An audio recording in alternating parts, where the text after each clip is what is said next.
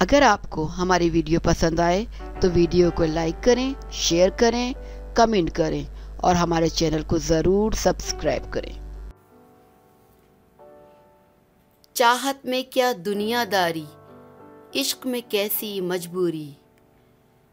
یہ مشہور غزل گانے والی ماضی کی نامور پاکستانی گلوکارہ گل بہار بانو اپنا ذہنی توازن کھو چکی ہیں۔ علاقائی چینل کے مطابق وہ اپنے سوتیلے بھائی کے رحم و کرم پر ان کے گھر میں زندگی کے دن پورے کر رہی ہیں۔ جی ہاں ناظرین، گل بہار بانو، غفلت کے اندھیروں میں فن کا ڈوبتا ہوا سورج۔ پاکستان کی معروف گلوکارہ گل بہار بانو ایک عرصے سے لاپتہ تھیں۔ وہ اچانک منظر عام سے غائب ہو گئی تھیں، جس کے بعد ان کے حوالے سے مختلف چیمے گوئیاں ہونے لگی تھیں۔ جی ناظرین، ان کی پراسرار گمشدگی نے بہت سے سوالات کو جنم دیا تھا۔ اس صورتحال نے ان کے مداحوں کو انتہائی پریشان کر دیا تھا۔ تاہم اس حوالے سے تازہ ترین خبر یہ ہے کہ جی ناظرین، ماضی کی معروف ترین گلوکارہ گل بہار بانو ایک بار پھر منظر عام پر آ چکی ہیں۔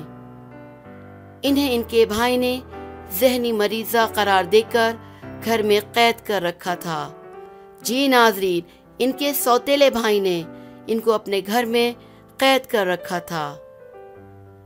آج ان کو انہی کے بھائی کی بنائی ہوئی قید گاہ سے بازیاب کروا لیا گیا ہے۔ گل بہار بانو بھاولپور کے علاقے خانقاہ شریف سے تعلق رکھتی ہیں۔ انہوں نے گائیکی کا آغاز ریڈیو پاکستان سے کیا۔ جی ناظرین، غزل گائیکی میں ایک منفرد مقام رکھنے والی گلوکارہ کے متعلق ماضی میں بھی خبریں گردش کرتی رہی ہیں۔ ان کو تشویشناک ذہنی حالت میں ملیر کینٹ چوکی پر بیٹھے پایا گیا تھا۔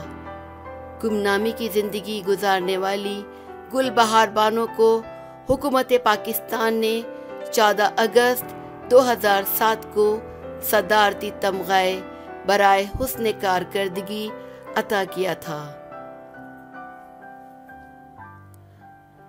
ماضی میں کئی مشہور فنکاروں اور ان کی خدمات کو ایسے نظر انداز کیا گیا کہ وہ بدحالی اور گمنامی کی زندگی سے منہ موڑ کر اپنے خالق حقیقی سے جا ملے۔ جی ہاں، فن کو کبھی موت نہیں آتی۔ فنکاروں کی آواز، ان کے الفاظ، ان کی کارکردگی لازوال ہوتی ہے، لیکن بدلتے دور کے نئے تقاضوں اور زمانے کی ستم ظرفی کے باعث ایسے نایاب ہیرو کی چمک ماند پڑ جاتی ہے۔ جی ناظرین، یہ دیکھیں، ہمارے ملک میں فنکار آپ کو کسی ٹھیلے پر کیلے بیچتے یا دیواروں پر رنگ و روغن کرتے نظر آئیں گے۔ سوشل میڈیا پر وائرل ہونے والی ویڈیوز کے باعث ان کو الیکٹرانک میڈیا میں کسی مارننگ شو میں بلا لیا جاتا ہے اور بھیڑ چال چلتے میڈیا چینلز پر 2 سے 4 مرتبہ وہ چہرہ آپ کی نظروں سے گزر جاتا ہے، مگر حکومت کی جانب سے ان کی حوصلہ افزائی نہیں کی جاتی اور فن سے متعلقہ اداروں کی عدم توجہی اور غفلت ان کو دوبارہ ٹھیلے اور رنگ و روغن کی دکان پر پہنچا دیتی ہے۔ بدقسمتی سے ہمارے یہاں فن کو مذہب کے ترازو میں تول کر اس کی قدر و قیمت کو گھٹا دیا جاتا ہے۔ اسی طریقہ واردات سے نئے فنکاروں کو شدید تنقید کا نشانہ بنایا جاتا ہے اور ان کو کسی ایسے کام میں قسمت آزمائی پر مجبور کیا جاتا ہے جس کے لیے وہ بنائے ہی نہیں گئے۔ فن خدا داد صلاحیت ہے اور خدا کی عطا کی ہوئی شے کو اس کے حقدار سے دور کرنا حق تلفی ہے۔ جہاں نئے فنکاروں کو مشکلات کا سامنا ہے، وہیں ماضی میں اپنے فن کا لوہا منوانے والے فنکاروں کو حکومت کی جانب سے کوئی تحفظ فراہم نہ ہونے کے باعث فنکار کسمہ پرسی کی حالت میں دم توڑ جاتے ہیں۔ جی ناظرین، افسوس اس بات کا ہے کہ ہمارا ثقافتی ورثہ ختم ہو رہا ہے اور جو اس کے تحفظ کے ذمہ دار ہیں وہ ماڈرنزم کے نام پر غیر ملکی ثقافت کو پروموٹ کرنے میں مصروف ہیں۔ آرٹ کونسل آف پاکستان گلوکاروں اور موسیقی کے شوقین افراد کو مل کر فن اور فنکاروں کے تحفظ کے لیے اقدامات کرنے چاہیے۔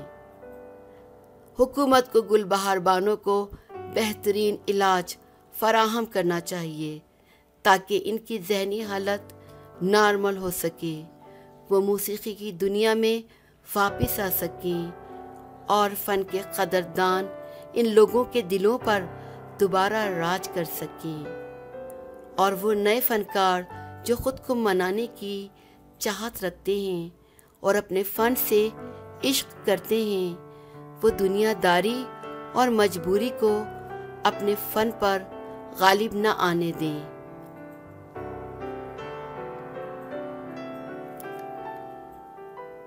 گل بہار بانو، ہم سب کی نیک خواہشات آپ کے ساتھ ہیں۔ اللہ تعالیٰ آپ کو صحت تندرستی عطا کرے تاکہ آپ دوبارہ فن کی دنیا میں قدم رکھ سکیں اور آپ کے چاہنے والے آپ کو دوبارہ سن سکیں۔ آمین ثم آمین۔